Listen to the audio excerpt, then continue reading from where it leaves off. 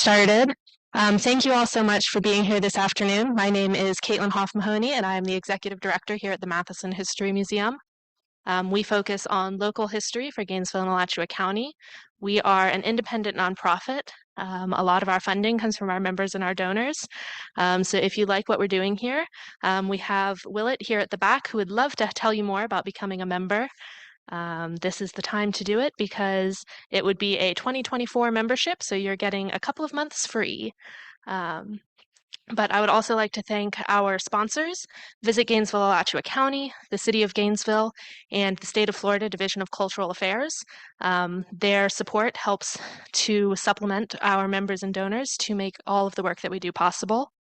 So I am really excited today to welcome two wonderful historians to teach us about some of the resources that are available for tracing your family's history.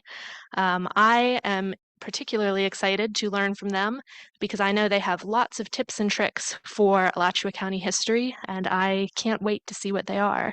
But today we are joined by Tatanya Peterson, who is a descendant and genealogist and semi-retired from UF Health at Shands, and then Karen Kirkman, who is the president and historian of the Historic Haile Homestead and has spent over 20 years working on this research.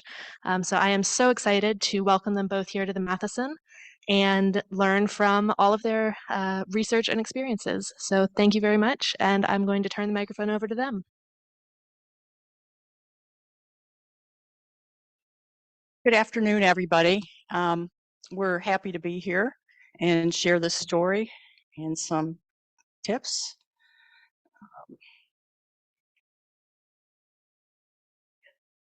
Okay. So, cell phones on silent, please, and we'll take questions at the end. So, pretty much a recap of what Caitlin just said. And we hooked up through this connection to the specifically the Haile and Chesnut plantations.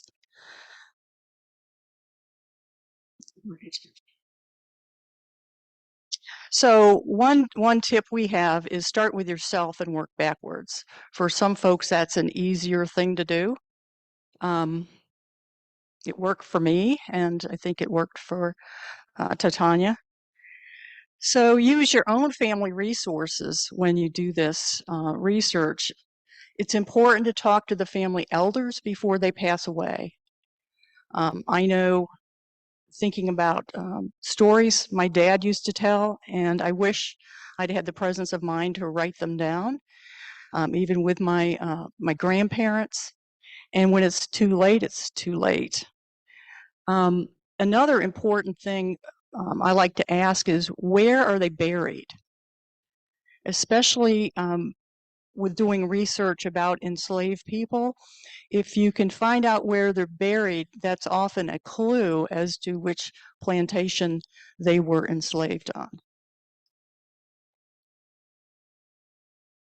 And another thing, I'm also a cemetery preservationist, especially in African American cemeteries, but it's by and large just about any cemetery that's not modern day, if you will.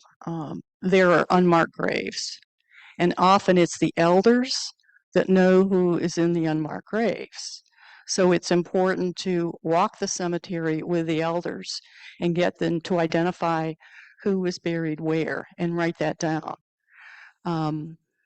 Many of them can tell you the exact spot where Aunt Millie is buried, but once that person is gone, then the location of Aunt Millie is probably gone. So Tanya, for instance, is her family historian. My sister, one of my three sisters, is actually our family historian.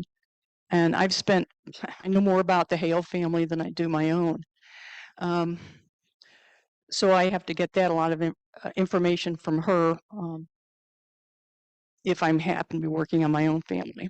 But Ancestry.com is a really good resource, but you have to pay for it. But if you have a library card in Alachua County, you can access their account.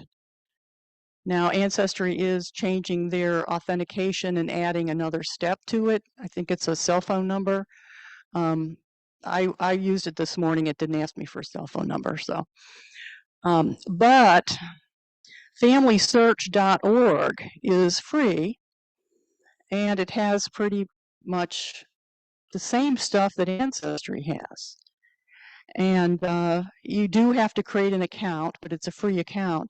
And I like FamilySearch.org. These are the Latter-day Saints. They have more death certificates there. I'll talk about death certificates in a little bit. And the clerk of the court, especially in Alachua County, at the time it was Buddy Irby, he had an ancient records office created and hired Jim Powell Jr. to become the ancient records coordinator. So all of these old documents from Alachua County, deeds, mortgages, marriage licenses, county commission minutes, wills in some cases, those were all scanned and put online. But nowadays, some folks aren't being taught to read cursive writing. So there's a group of volunteers, I'm one of them, that transcribe the Alachua County Ancient Records. So they've done more than 41,000 pages of transcription over maybe a 12-year span. I'm approaching 16,000 pages of transcription. And that's really only because transcribing is rather addictive. And then use local museums like the Matheson History Museum. They have archives, or the Haile Homestead. We have our own archives. And then UF has a lot of great resources online in the digital collections. The Florida Memory Project. When I'm researching a cemetery, for instance, I'll often use the Works Progress Administration church records. And that helps a lot, because very often when I'm looking at an abandoned cemetery, especially an African American cemetery, very often it was located at a church that's no longer there. So this points you to where the church was and what type of church it was. And death certificates are chock full of information. In fact, today I just found my father-in-law's death certificate, and it still had the basic information that I would find on really old death certificates. They generally tell you where the person was buried. Sometimes they're not correct, but it's a good starting point. These are a page from the UF digital collections. I like the newspaper collections. I'm not fond of the search engine that they have for that, but they do have a lot of early Gainesville Sun, and I think they have them, Gainesville Suns, going back to 1911 online now. I was used to going to the downtown library and going to the microfilm files, and I think they may be down to 1 or 2 microfilm readers. So it was really great to get them online, so I didn't have to come down to. Again, all kinds of stuff on the Florida Memory, a lot of photographs. It's got a good search engine. The church records, World War I and World War II draft cards. Those are interesting. Now, Ancestry has a lot of that as well. This is just another page from, I think that's Florida Memory. Newspapers. One site I use a lot is Chronicling America, and that has a really good search engine. So for instance, newspapers.com is this Chronicling America is free. Newspapers.com, I think you pay for that, or at least some higher level of it. But when we started the Alachua County Community Remembrance Project, which is the Truth and Reconciliation Project, I was the historian from the Historical Commission, looking at a list that the Equal Justice Initiative had of something like 19 names of people lynched in Alachua County. And so what I wanted to do was go see if there was any articles in the newspaper about the lynchings. And there were about half of the names that I couldn't find an article on. And so I put the names into newspapers.com, and there they were. Well, it turned out that a lot of the newspaper articles about lynchings in our county were in newspapers outside of Florida. They were all over the North and the Midwest. And we learned that Equal Justice Initiative had used newspapers.com, and that's where they got the names.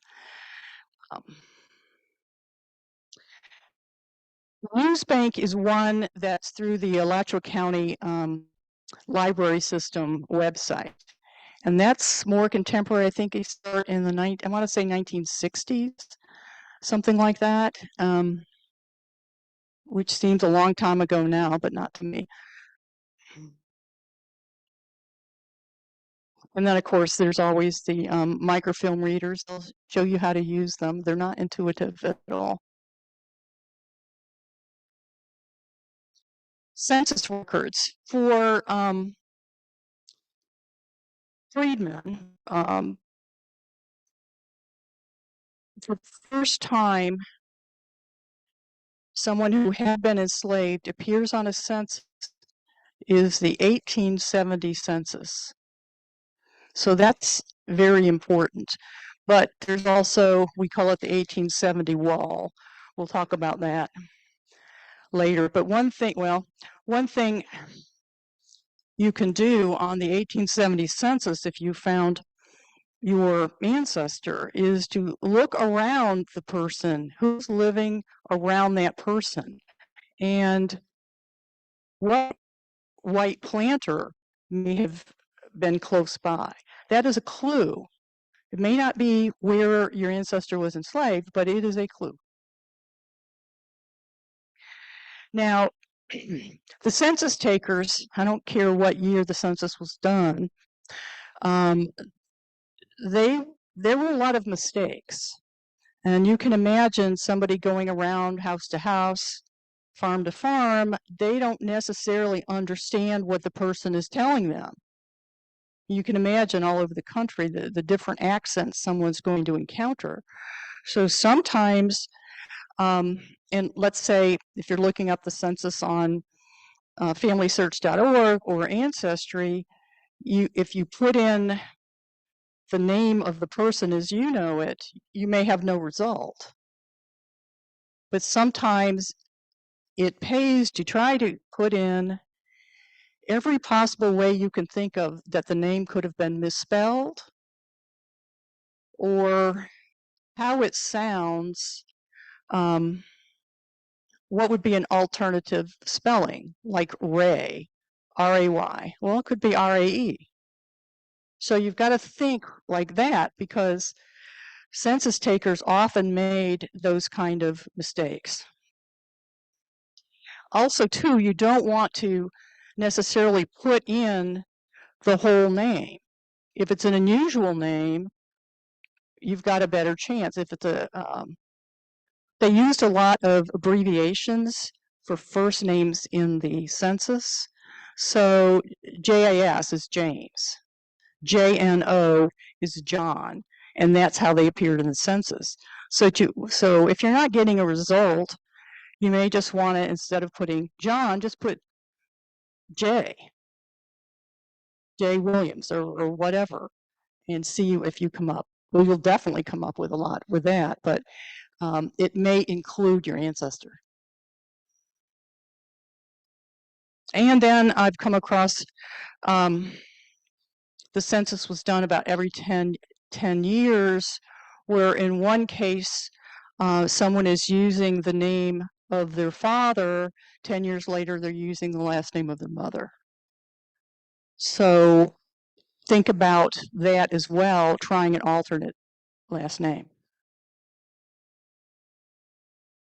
So this is the page. We're going to do a couple live queries here. This is the main page for the Alachua County Ancient Records page. Though Jim Powell Jr. has retired, he retired last year. Yeah, maybe it was this year. Anyways, this is the main page. And at the end, there on the back table, we have a resource handout that will have these websites that we're referring to in this presentation. So, Caitlin, if you want to bring up the live site.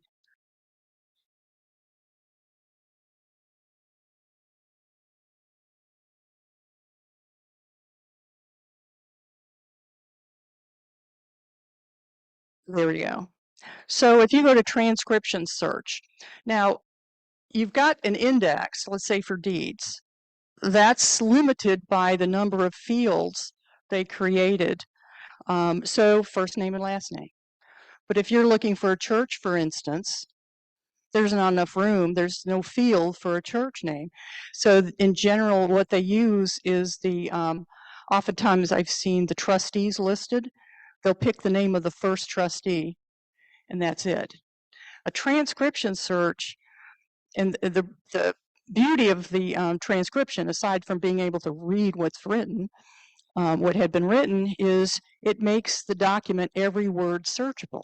So, Caitlin, if you would put in the word slave, for instance. This goes on for page after page. These are every transcribed document that has the word slave in it. So right now I can tell you in deeds, we're working on deeds about the 1883-84. So every deed that has the word slave in it would be showing up here because we've already done it. So if they come up, and there's the cursive. Okay, I happen to be good at reading all of this, but nowadays folks not necessarily are learning it. So if you click on the word transcription by the page number, then the transcription comes up. If you scroll down to the bottom, way bottom, hi, that's one I did in 2013. No, it's not that I didn't make mistakes. I did make some mistakes. Everybody did. But we were instructed to write it exactly the way the deputy clerk wrote it. So if they made a spelling mistake, we did too. So it's them, not us. But and then to get back to the cursive, you go back to the image. So if you go back to the main page on ancient records, or well, the one on the line that goes across with the down low there. Okay, so if you go to marriage records, let's bring that up. Now there you go. In the case of, and you'll see an example of this. We were looking for Hampton Hathcock. Well, Hampton is not that common of a name. So so what we did on groom given name, if you put in Hathcock, Hampton right there.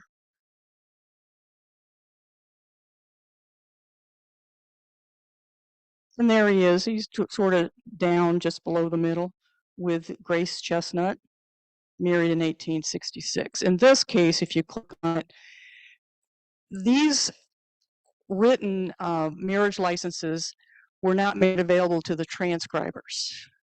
We're still begging for that because they're so old. But the rest of them are on a form. So if you go back to the marriage license search, AR marriage search up there on that bar. Yeah, there you go. Let's just pick Smith.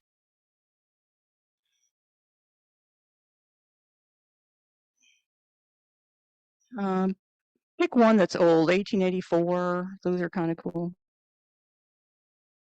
There you go. You get a picture of the actual license. There's two on a page. And these are not transcribed because they're easily they're easy to read except for the names.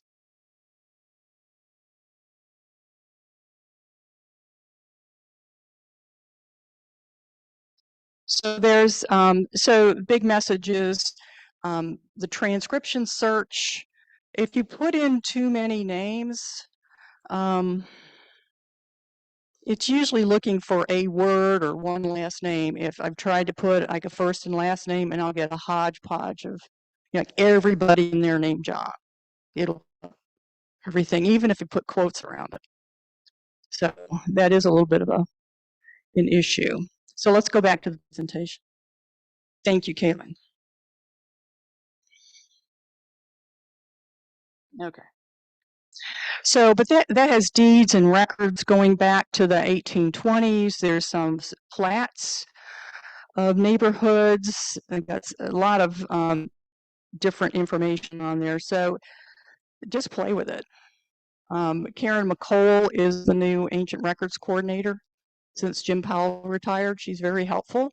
We have a Facebook page that I'm the administrator on that, and we periodically post how many transcriptions we have. But this is something that many counties do not have available to them. There may be some that have this luxury, but very few that I've found. So we are really, really blessed here in Alachua County to have this available to us, because you can do your research from anywhere. And death certificates, I mentioned the death certificates. They generally tell you who the deceased mother is and father. I'll show you an example a little bit later of the father's name was significant in this case. And this is the death certificate of Bennett Kelly. He was enslaved by the Thomas Haile family in Alachua County. There he is. This is on a trip he took to Jacksonville. He died in 1933 at the Chattahoochee State Hospital. And they didn't know a lot of information about him. And he is buried in the corner of the Haile family plot in the Kanapaha Church Cemetery. Cemeteries, I mentioned this before. Always ask where somebody's buried. It's usually if somebody is interested in, they'll say Haile Plantation. Well, there were 5 of them.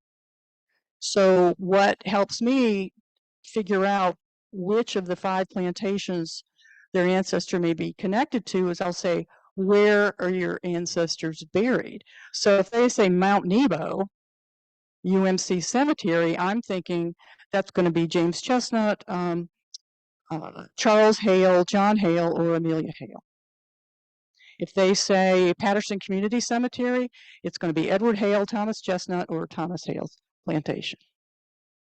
And so cemeteries are really important in your research. Also, another thing I do when I am doing research on a family or an individual, if I can, I go to the cemetery and I look around. I want to see who's buried around that person. This is where you might find a child who never made it on a census. So, and in this, I manage the Kanapaha Church Cemetery, and we have a man, Wilbur Rice. First wife is on one side, second wife is on the other. So you can get a lot of information from the locations of those markers. And this site, Jim Powell, as a sidekick, years ago formed this virtual cemetery team for Alachua County. This is pre-Find a Grave.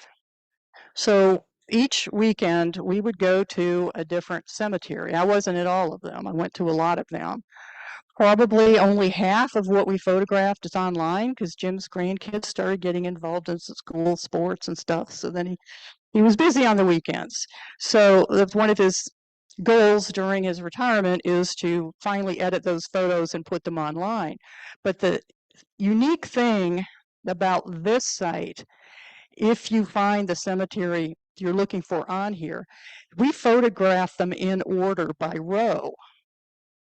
So you could go there to the site look up Patterson Community Cemetery, for instance, and there are a lot of Kellys buried in there. You can see who's buried on either side of that person.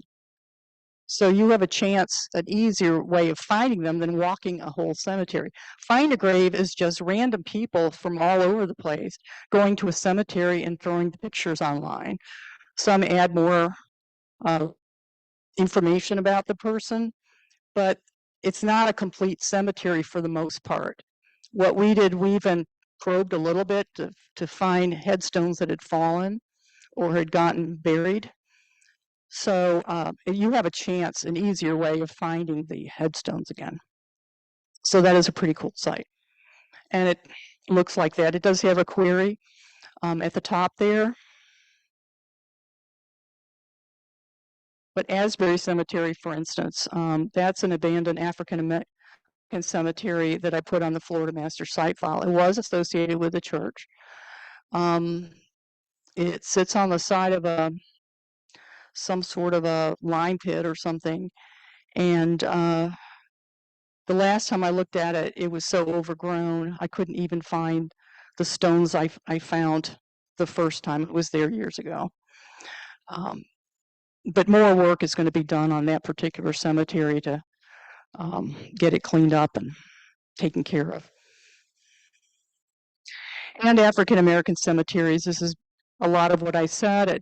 Some of the old cemeteries where enslaved people were buried, they were either near a church, or the cemetery started first, then the church was built near the side of the cemetery.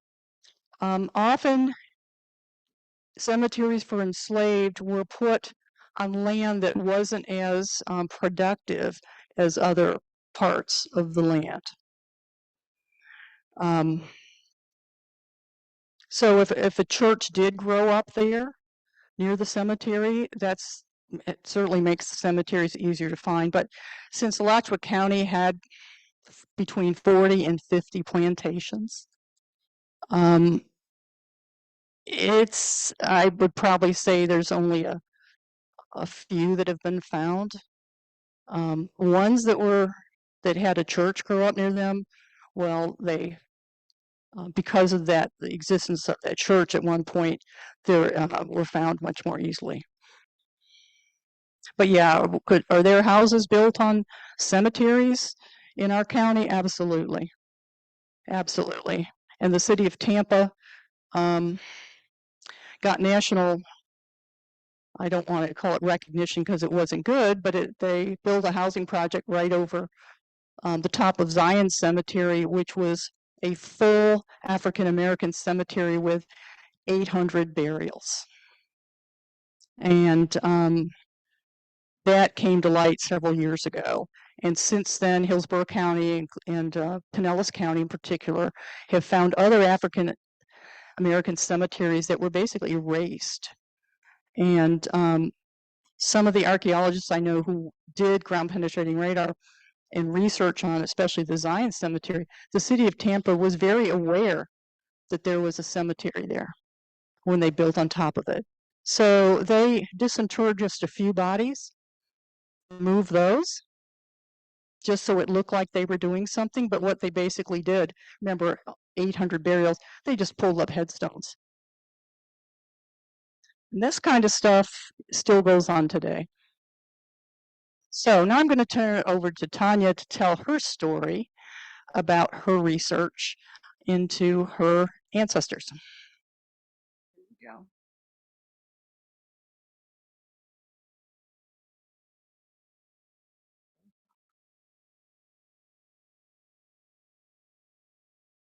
I'd like to thank everybody for coming out this afternoon.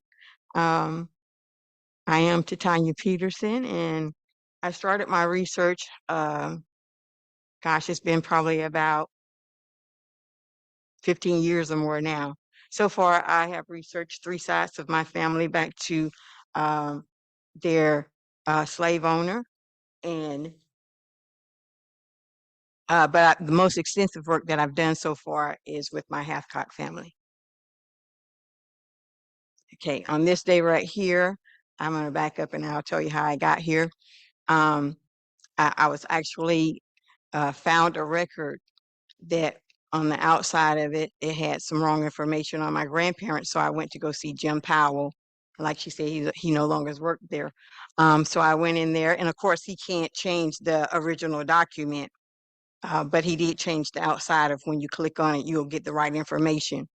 So with that being said, I was telling him, I said, well, you know, I've traced my grandparents back to slavery, but I just can't really confirm, even though I have a copy of the slave owner will, but it just has the first name of Grace and Hampton. So I'm like, how can I really confirm that they were really enslaved by James Chesnut, which is the son?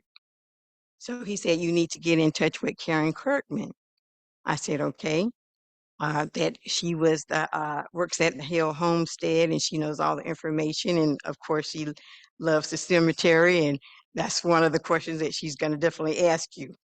So I got in touch with her, and she asked me, where's your family buried? So I told her they're buried out to Mount Nebo. And so we started emailing each other back and forth throughout the night. And what are your ancestors' names? So I gave her a list of names. So after so many hours of back and forth, she told me, she said, I can definitely confirm that, yes, your family was enslaved on James Chesnut plantation. And I said, okay. And so then she wanted us to meet. She said, I have something to show you. I was like, okay. So in this picture right here, she actually had a copy of James Chesnut. Thank you. She had a copy of his journal. With that, seeing that journal, seeing my family, my entire family, it wasn't just my fourth generation grandparents, but it was also their children. I had found out some of the children, but not all of the children. So this was remarkable. And I was like in a range of emotions on this picture right here, because I can see it, I can touch it, and they were really here. And this was my family. And what I suspected, it was true. And it was like so many people are unable to find their ancestors back to slavery. So it was a combination of things that led to this. How I first got started, me and my mom, we was watching on PBS Finding Your Roots by Henry Louis Gates. And I told her, I said, I'm going to do that. She goes, yeah, okay. So it stuck. I'm still researching the family history as of today. But that was one of the most joyous times that I can't even explain how I felt that day when I actually saw the original journal and it's showing who my family member is. So my family tree, Hampton and Grace are my fourth generation grandparents. Come down to my grandmother Caroline, and I didn't even know about Hampton and Grace, of course, at first. I only heard about grandmother Caroline. But once I went on the census and everything, it's a just not the census, is talking to my mom and talking to some more family members. What do they remember? It's like what Karen said, if you could go back before any of your family members pass away and any information at all, you know, if you jot that down, it could lead to actually another clue of how to do this research.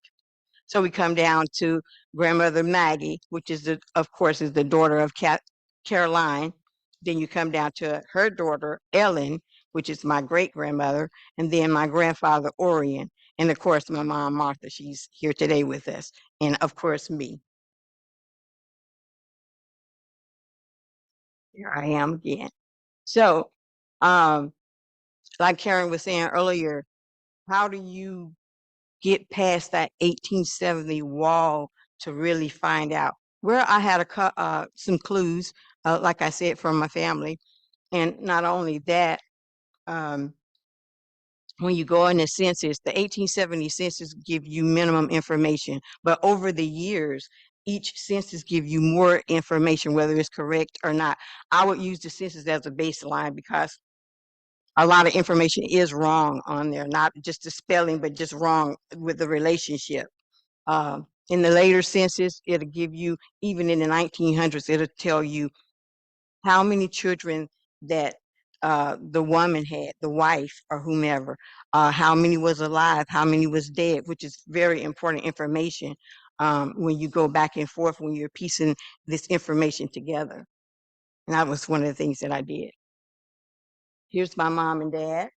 Of course, my mom was the Lumpkin and my dad, Grant Miller. So that's part of our family tree right there. I suggest that I started off trying to research both sides at once. I like to be very thorough in what I'm doing. So I decided to choose my mom's side to research, but I had a baseline of my dad's side. So on my dad's side, I have traced part of his family back to who the slave owner was as well. But I've done the most extensive work on my mom's side. Here's my grandparents. That's my grandfather Orion and my grandmother Emma. And I'll tell you a little bit more as we go on. It's pretty much extremely hard to keep up with the women's, because if they remarry or whatever, and you don't have a clue of what that remarried name may be, and sometimes they don't go by the married name, they might go back to their original surname. So that's a lot of information that you're going to have to dig through to say, okay, what was her? Because I had one of my grandmothers, she Caroline, and I'll show you that in a minute. Maggie. So my grandmother Maggie, she was my great grandmother. She married Alan Lumpkins. But when you see Maggie Clark Rawls, you would think, okay, she got married that many times. Well, in my research, on the 1880 census, she's in there with her mother Caroline, and her mother Caroline was married to Daniel Clark.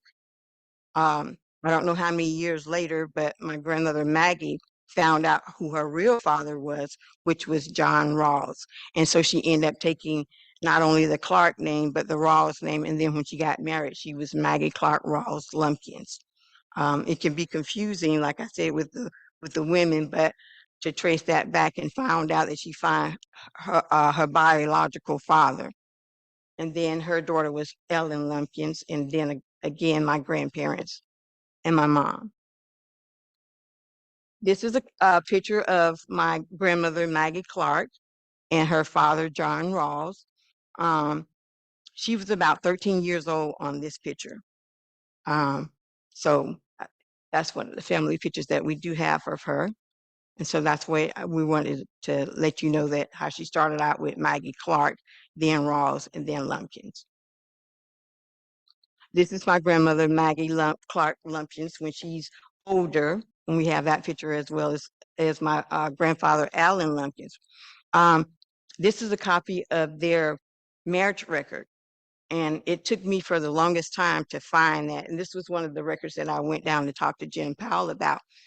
With the cursive writing, the Lumpkins, it looks like a S, and on the outside of the page is Simpkins. So that's what one of the things that Karen was explaining. You just can't always go by that one thing. You have to type in different things of what it might sound like sometimes to actually find that person. So we actually got the outside of the record corrected for Lumpkins, but on there is Alan Simpkins and Maggie Clark.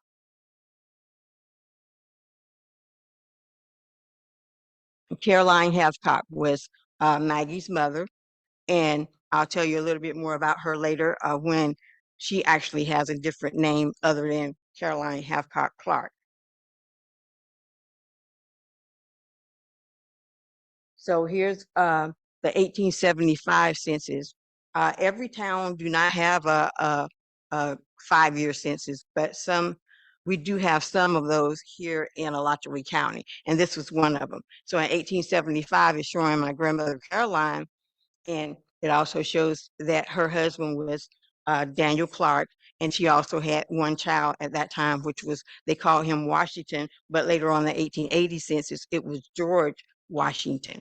So you have to look at all the different names back and forth, jot down, you know, different names and go from there, because just like he started off as Washington and then he turned out to be George Washington, because later down she had another son that she named George, so she must really liked that name. Here's this 1875 census. Hang on.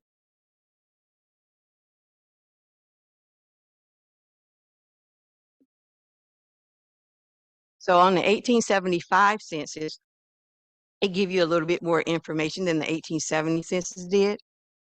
It tells how old each person is that's listed. And so it gives you some more clues, because I know what I like to do in my research is I figure out the age of the person, because what you're really trying to do is you're trying to make sure that this is really your family member, because how many Daniel Clarks, how many Caroline Clarks, you know, you need to identify which one is actually your family member. The 1880 census. So on the 1880 census, and a lot of your family, when you're doing the research, you'll find out that they're living amongst each other. They didn't, during the early years, they didn't really spread out too far away from each other.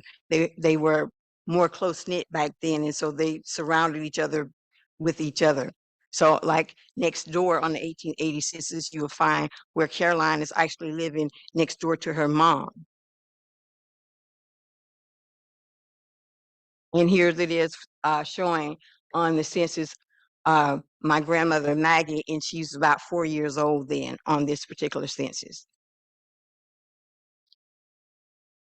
This is my aunt Julia. She is my grandmother's Maggie youngest sister.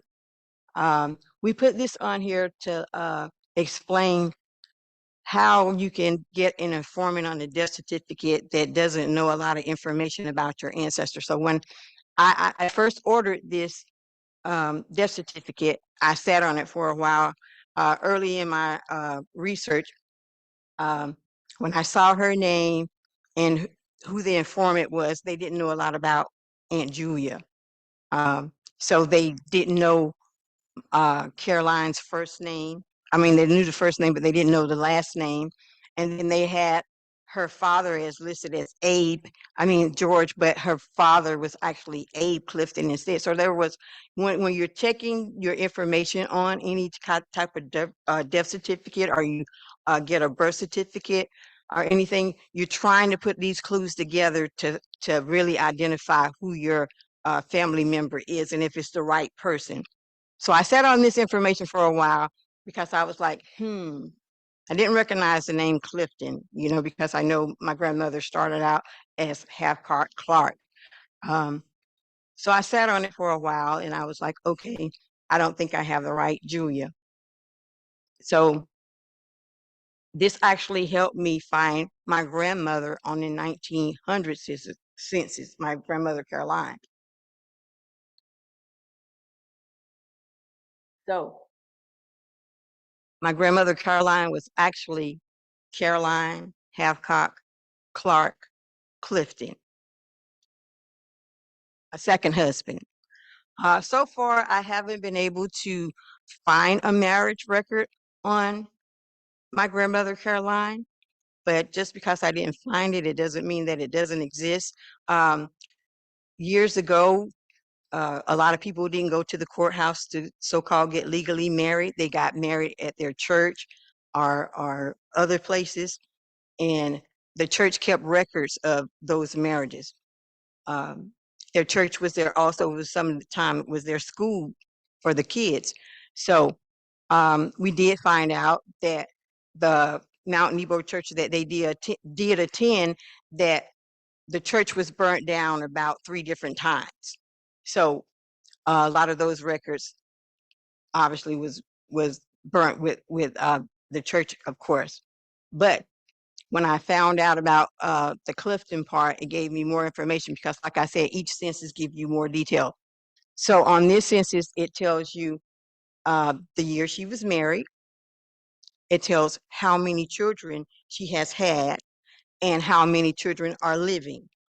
it tells you not only that, it tells you her age. So when you're doing your research, you want to make sure that even if the name is spelled differently, like what Karen was saying, you can identify who this person is. And sometimes on the census, you'll have a different age, anywhere from 5 to 10 years different, but it doesn't mean that it's not your ancestor. It's just how they, wherever they got the information from. Sometimes it would be the next door neighbor that didn't know, you know, so you had a lot of wrong information. But if you got pretty much of the similar information, then you need to compare those notes and go back to make sure that everything is correct and that is truly your ancestor.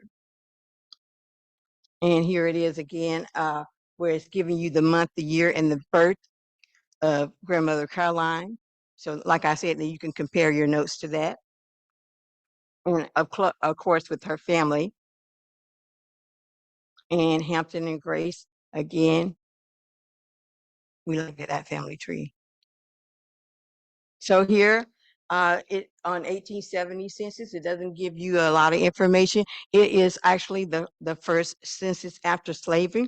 So it was minimum information. Once again, the spelling, the way that they spell Hathcock, you would find a lot of different variations of the spelling of the first name and the last name. And on this census, it'll tell you whether they can read or write, as you see, and what occupation that they were. And I know that this some of this information you might think, well, that's not valuable information, but actually those tips are very valuable information, because then you can compare some of that information later on, if they live that long, to the next census. What I did was I kept a list of the different variations and spellings of the last name. I kept calculated the birth year. The majority of the birth years, they still range from anywhere from 5 to 10 years. They also have a lot of other documents that you can compare to, like if you're able to receive a birth certificate, the death certificate. And also have like their enlistment record, were they in the army, or were they, were they in the military? So you have a lot of those records online as well, so you can compare all these things to identify who your ancestor really is, and if it's the same person. Here it is right here.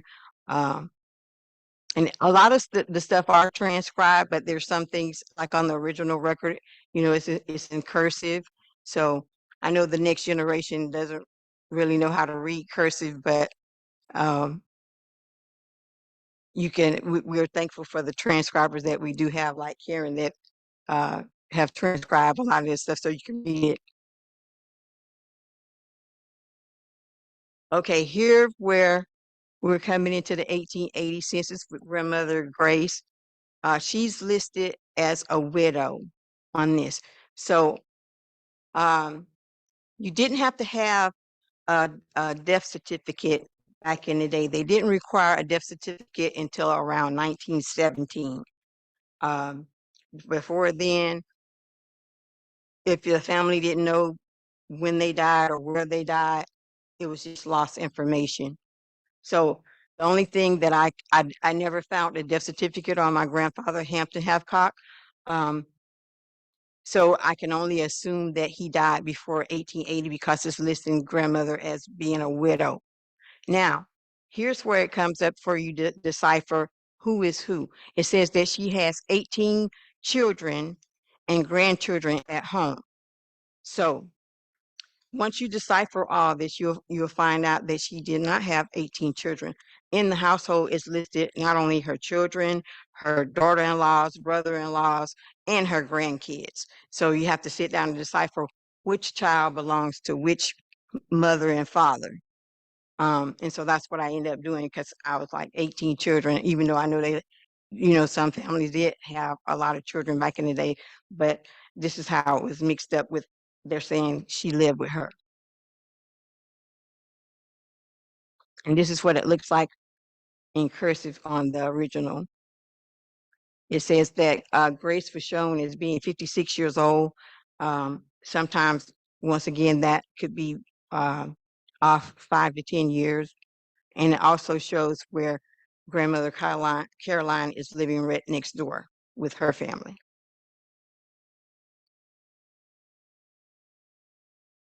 Caroline Hathcock married William Dobie Jr. Grace, I'm sorry. This is one that stumped us. Karen and I, it stumped both of us.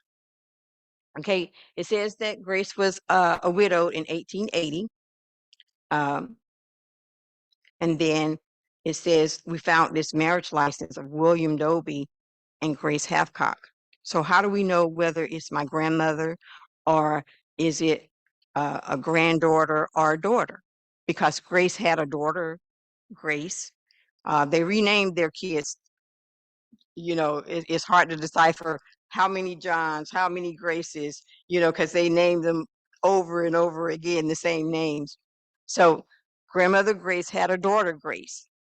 But according to James Chesnut journal, her daughter Grace had passed away. And it gives that timeline of when she was born and when she died. So we can eliminate the daughter. Grace also had a granddaughter, Grace. So we never assume, check it out. We assumed that it was the granddaughter Grace that was married, but we found out later that it was the grandmother Grace instead of her granddaughter that married William Dobie Jr. And the thing is that Grace and William was on an adjoining plantation. Charles Evan Hill attended Princeton, and William Dobie Jr. went to Princeton with him as his valet. Now, how did we figure out that it was grandmother Grace that married William Dobie Jr.? What we did was we went back and we found on the census that William Dobie Jr., when he was older, he was living with his son. And back then, they didn't have where it's the stepsister, stepbrother, stepdad. You're just your family, your father, mother, sister, brother. It doesn't matter. Later on in the years, it comes back and it tell you whether it was stepchild or auntie or whatever, but not in the early days. So we found that William Dobie Jr. was living with his son, and in that census, it had Catherine Hathcock. Well, we know that that was the daughter of Samuel Isaac. So we knew on there it said that she was the niece. So that made sense that Caroline was the grandmother. She had to be the grandmother that actually married William Dobie Jr. And we did find his grave. He is buried out to Mount Nebo. He was on his second marriage with William Dobie Jr. and my grandmother, it was her second marriage.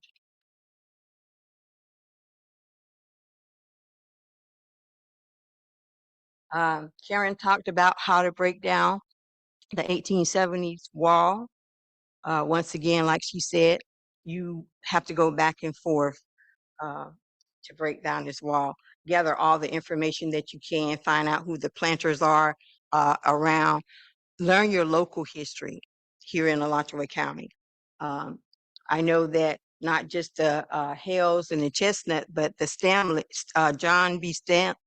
Stanley and his wife was one of the largest plantations here in Alachua County, and part of their plantations existed off of 441 back in the day where the old GE plant was. So that's one way of breaking down the 1870 walls. You're going back and forth, trying to figure out. And if the slave owner had wills, it gives you a lot of information, but sometimes it depends on who the slave owner was to give that information. And not only that, some of the wills may still be in probate, so you're not allowed to get that information. However, I was fortunate enough to get some of the information from one of the great granddaughters. And here are some of the resources that we were talking about earlier, and they're going to be a pamphlet on the back for you to be able to take that with you.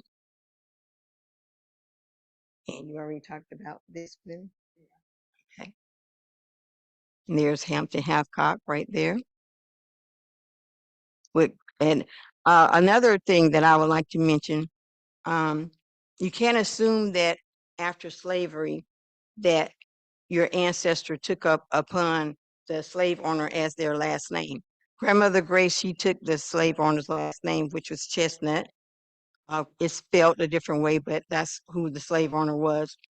And then you say, where did Hathcock come from? They were both enslaved on James Chesnut plantation. Well, they're from South Carolina, Camden, South Carolina, and they do have a small plantation. A Hathcock family do have a small plantation. So we have a theory that maybe Hampton took that last name. We have no record of where he was ever sold to the Chesnut family. We don't know whether or not he was loaned out to the Chesnut family. And sometimes you will never know where they came up with the last name, especially if they didn't want to use the slave owner's last name. Sometimes they would just see a name, or they went to a certain place and they liked that name and they took it for their last name, or they changed their name completely. So here's the marriage license of grandmother. Okay, this is the Mount Nebo Cemetery and Church. This is where, when I talked to Karen, where's your family buried? So what we did, it was like maybe a year or so? Yeah. So what we did was we had a cleanup crew that day, and we got together on a cold day, and we went out and we started. And up top here, we found those graves actually with bushes piled up around them. And that's when we found out that the original church, the way you see it now, it was actually, the original church was facing the opposite way. So that means when they came around the other way, that was the front of the church. And in the front of the church on the side was all these graves that where brush had grew up over, that we had no idea, because the way that the church sits now facing the road, all the graves are in front that way, but it would have been behind the church back then. So that's where we were able to find a lot more graves, and we actually found William Dobie Jr. buried beside his first wife, Amy. We didn't find my grandmother's Grace, but we do believe that she is buried in that cemetery. And we do plan to go out again and look for some more graves that maybe we can stumble across. As she says, it is so important to go to the graveyard and find these, because a lot of the graves way back then, they gave you a lot more information on it. So I had the opportunity to meet Haile Chesnut. He was a descendant of James and Amelia Chesnut.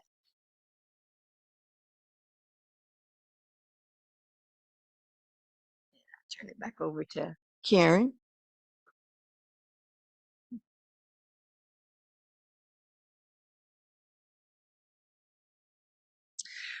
That photo was taken at the very first Tracing Your Ancestors workshop we did. And Haile Chesnut came. He's on the board of the Haile Homestead. And we talk about the Haile and Chesnuts. Why do I talk about them together? You'll see in a minute. But local resources, local archives. As I mentioned, the Homestead has them. The Matheson History Museum has great archives.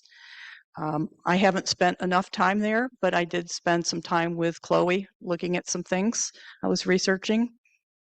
This is just, I'll zip through these. These are some photos from Camden, South Carolina. It's northeast of Columbia, the capital, so it's not the low country Charleston or anything like that. And then the Haile Homestead was really called Kanapaha Plantation, and that was the home of Thomas Evans Haile. So there was this big migration of planters in the mid-1850s coming from the Camden area to Alachua County. The land was cheap. The land in South Carolina hadn't been as productive. The Hailes had, I think, 4 successive crop failures due to flooding. And they grew Sea Island cotton, and that's what they grew down here. They were Sea Island cotton planters. So there were, as I said, 5 Haile plantations. Thomas Haile, his brother Edward, his brother Charles, his brother John, and then their mother, who was born in, I think, 1795, she came down. So they each had their own plantation. And then Serena Haile's 2 brothers, she was a Chesnut. So her 2 brothers also moved down here. And so I kind of break these 7 plantations. That's where I focus my research, although I do research on other enslaved people around Alachua County. But along Archer Road, the Haile Homestead would have been the most westerly of those family plantations. Then immediately to the east was Thomas Chesnut. To the east of him was Edward Haile. The others settled along County Road 241 between Jonesville and Alachua. That's where Mount Nebo Church is. So both sides of the road.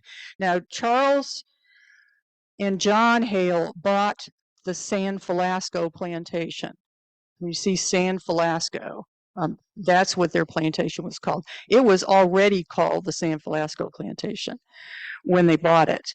Now, Charles Haile and James Chesnut's plantations were together.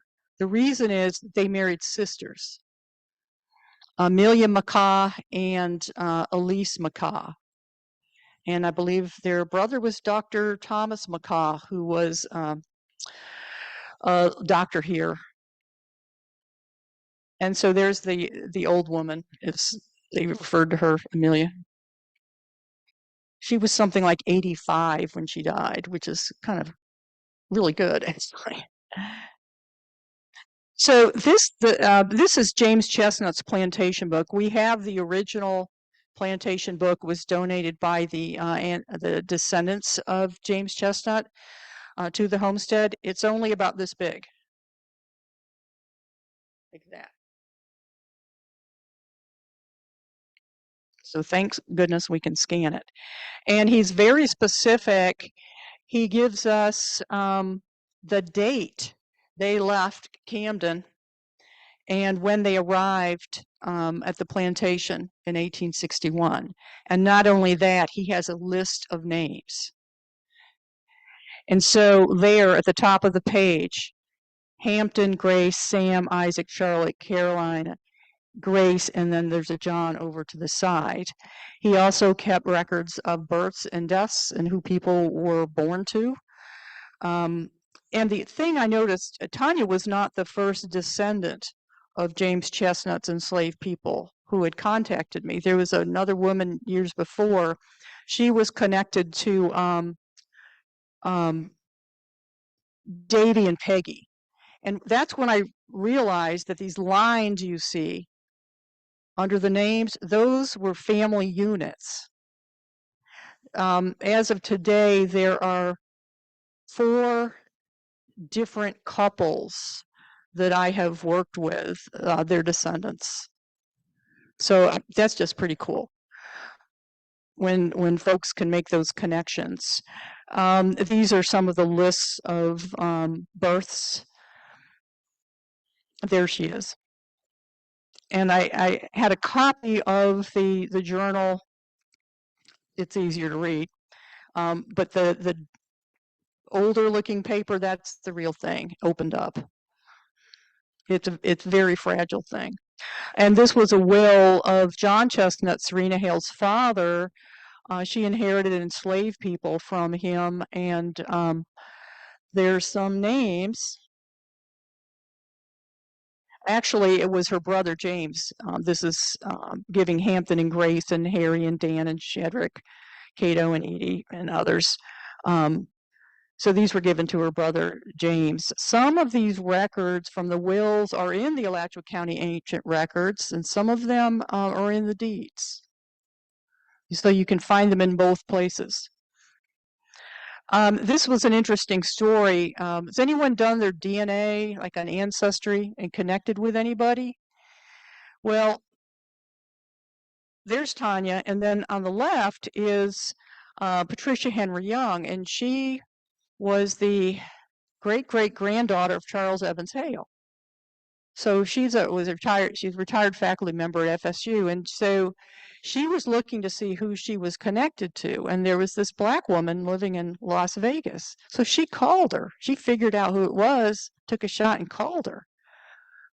Well, her name was Renee, and she was from Arredondo, which is Alachua County. And so they were trying to figure out who their common ancestor was. And this is where it gets really interesting. So Renee was descended from Jim Haile. Well, Jim Haile was black. And when he died, I found 2 obituaries for him, and it talked about all the people that came to his funeral. He donated money to the University of Florida. He had a lot of land. And so trying to connect him, they realized that Jim Hale's father was not Charles Evans Hale. They were connected a level up. So it had to be one of the brothers. Well, this is a death certificate I think Renee found on FamilySearch.org.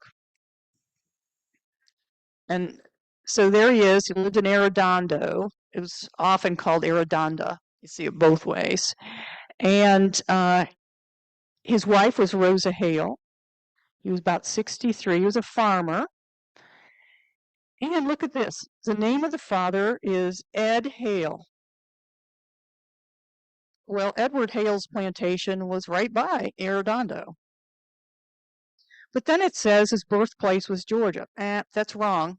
Edward Hale was born in South Carolina. And then the mother was, it looks like Jeanette, but that's a little shaky. There's a little something right in the end there on that. I thought it was a T, it might not be. Hale. And he was buried in the Patterson Community Cemetery. And at the time, you see that it was Hughes and Chesnut Funeral Home here. And it says he was in Arredondo. So it turns out one of the records I had from the ancient records show that Edward Hale had an enslaved woman named Janeth. See the H on the end here? Remember the little squiggle at the end back here? That could actually be an H. So that's who the family, and I now think, we believe that Edward Hale was the father of Jim Hale. But then we go back to Georgia. He wasn't born in Georgia. Well, what a lot of people don't know is that Edward Hale was married to Serena Hale's younger sister, Mary, and Mary died in 1858. So Edward Hale's down here with no wife. So you can probably put together the rest of the story. But right before her death, I think it was Jim Hale's maybe it was granddaughter. She lived here locally. She lived out at the village, and one of our docents had met her, and she said, I'm descended from Edward Hale. And so he brought her out to meet me. And she knew a lot about her grandfather. I shared some things that I had about her grandfather, and then, of course, Edward Hale. And it was a good thing we met when we met, because she died, I think it was just maybe a month later. And she was, I think, 87. I went to her funeral, and in her funeral bulletin, it says that she was a member of the Haile family. I just wish now that I had met her much earlier. So there's contact information for me, hailedothan@yahoo.com. What we did with Tanya's research, we created a permanent exhibit in our visitor center. So the visitor center is free. It's open when we're open. We're only on weekends because all of us are at the homestead are 100% volunteers. I'm a volunteer too. It's like 22 years, something like that now. So the tours are $5 a person, but the visitor center, you can come look at it. We have a nice display showing some of what you saw today on Tanya's research. We will be decorating the homestead after Thanksgiving for the holidays. So if you come on a guided tour, you'll get to see decorations. We won't have 10 Christmas trees like we used to pre-COVID. That takes a lot of people to put all those up. And it's usually me laying on the floor screwing the trees in. We had raised money too pre-COVID to rebuild the kitchen. It was a detached kitchen that was very common because of the fire danger and the heat. And the kitchen behind the homestead burned down in the 1920s. So we have, as you see, very good photographs. Whoops. I don't know where I am now. We have, I think I killed it. Here we go. Just scroll me down toward the end. I don't know how I did that. We have really good pictures of it. So we finally got started after a gazillion hurdles. And of course, now it's going to cost $10,000 more. But, more fundraising, love it. But it is all framed in now. And that will enhance our interpretation of slavery. We will modify our tours. So instead of doing 4 a day, we'll do it 3 a day. And so we can spend more time. So if you're interested in volunteering, let us know. And I want to thank the Matheson for inviting us here today. We're happy to do this anywhere. We've done it a few times, and I think we're supposed to do it in the library again in February for Black History Month. So thank you very much. If you have any questions, we'll take those now. Kendra. Thank you.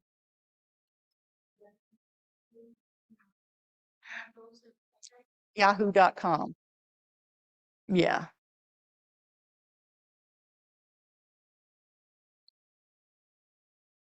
We are a small group here, but we do have a couple of people who are watching on Zoom. So if you have a question, it's sort of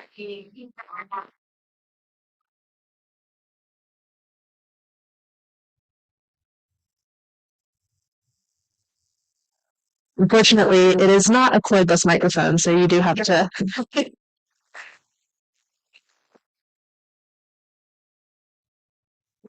I wanted to ask if you know anything about school board records. I taught at Mebane when it was K through 12, the year Martin Luther King was killed. And I have been trying and trying to find a dear friend from that year.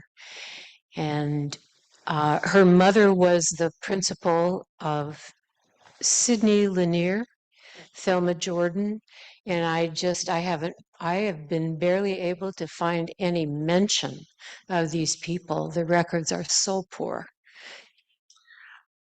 I'll take that one.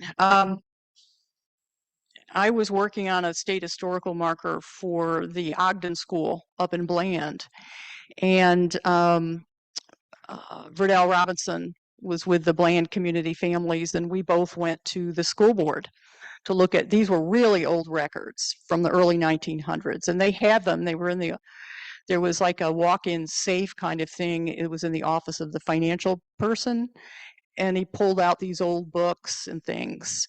So I don't know. They may have some. I've just seen the ones that are much older than what you're looking at. You may want to look at newspaper articles, that online Gainesville Sun going back to 1911. You could query that for her name, perhaps.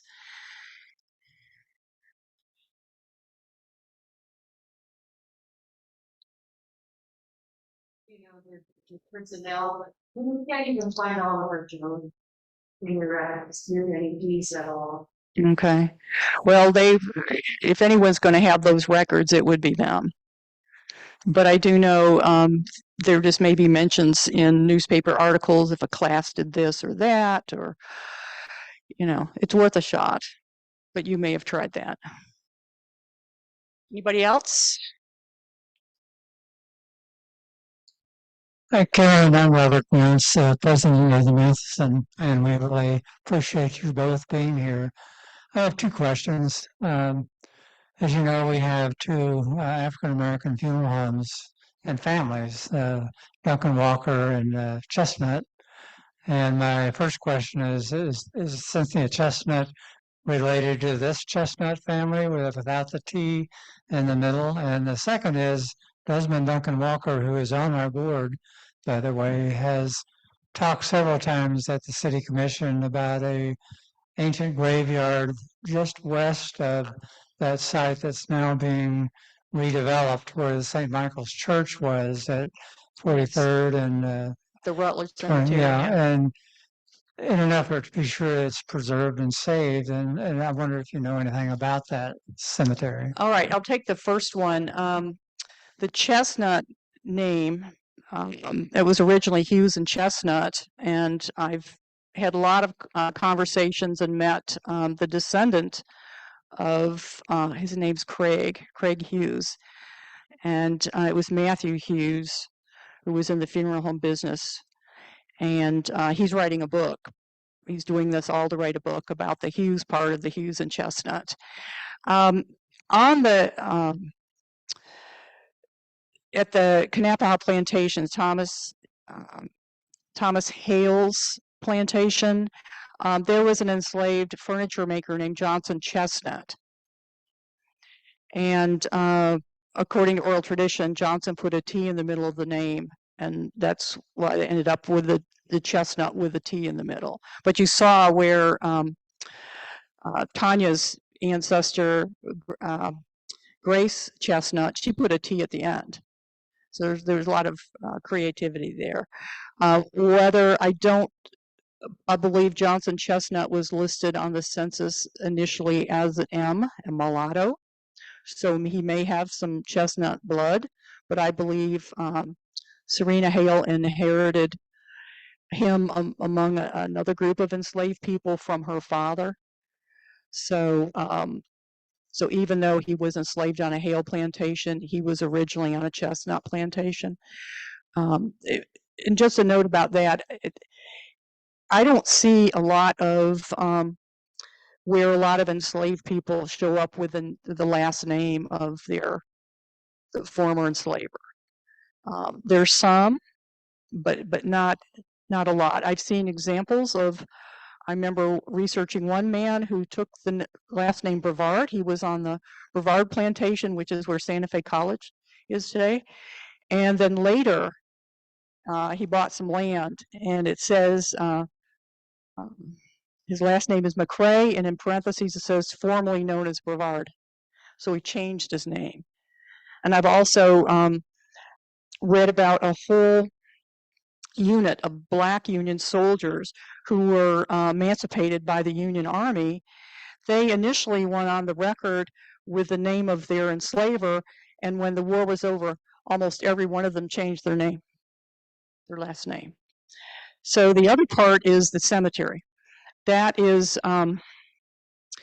it's referred to if you look at funeral notices, and I read obituaries every day, so the Rutledge Cemetery. But I think the Dr. Hilliard Nunn told me years ago it was also called the Second Morning Star Cemetery.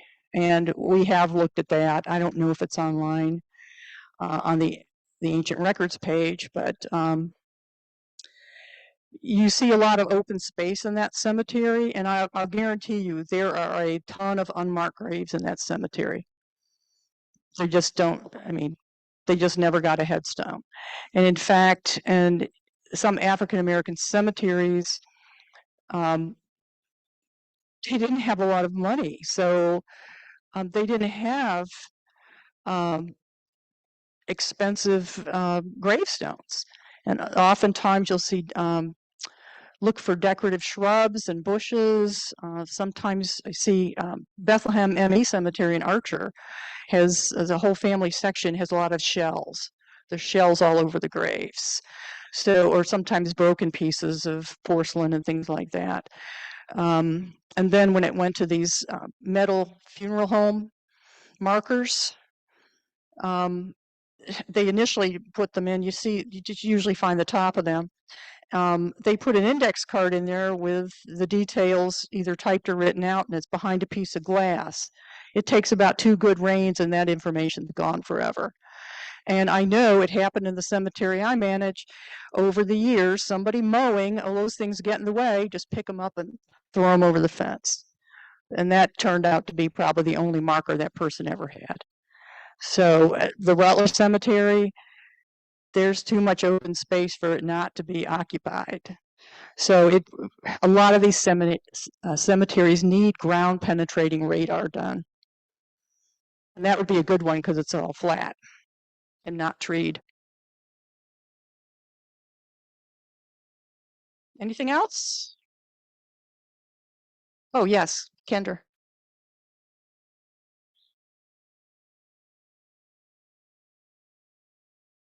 Do we have the list of the 40 or 50 plantations that you name?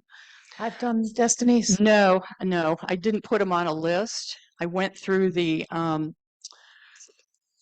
schedule of slave inhabitants for 1860. So I just counted up any plantation owner that had 10 or more enslaved people listed, something like that. Okay. So that's a ballpark, and I think Dr. Hilliard Nunn came up with about the same ballpark as well. But you have some names and locations that you might be aware of? Yeah. Yeah. It's like Santa Fe College. You're on the Brevard Plantation. Right. So in the Micanopy area, I did Destinies, ancestors back to pre-slavery time, but I can't find the name of the plantation, just the area where it was. That might be in the transcription search. I know I've done deeds where they gave a name of the plantation. Versus a lot of them just show an owner's name. An owner's name, okay. And refer to a plantation. I did find the owner's name, but I can't distinctly connect that to it. And it may not have had a name, but there are some names in the ancient records.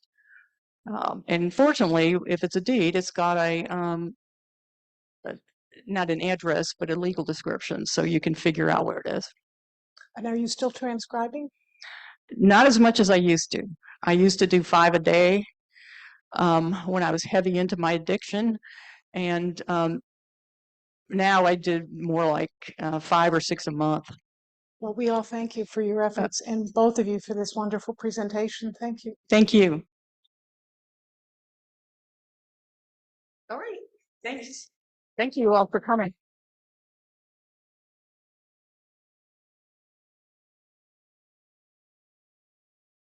Don't forget the resource page is back there.